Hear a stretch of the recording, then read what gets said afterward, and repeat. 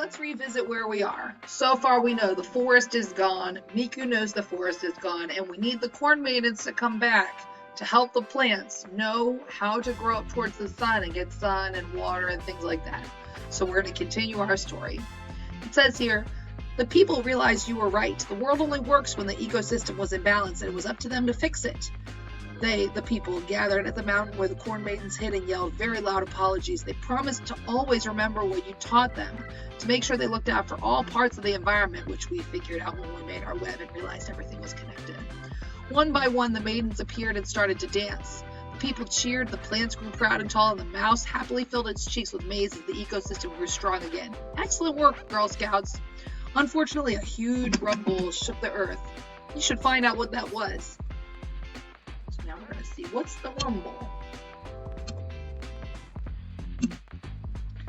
The earthquakes. There's a lot of earthquake stories from around the world. One of them is Bahamut, a giant fish who holds the earth steady on his back with a huge cow and a vast stone to help keep things still. Sounds like it's in balance. But when something goes wrong, the cow and the stone start to wobble on Bahamut's back. Ever since the forest disappeared from Miku's land, the earth was grumbling angrily, making the land shake and wiggle.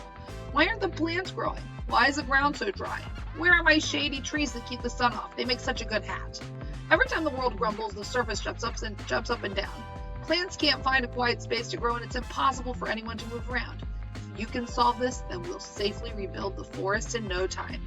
So instead of doing either of these activities, in order to help bring balance to the world, we are all going to learn a Girl Scout song together.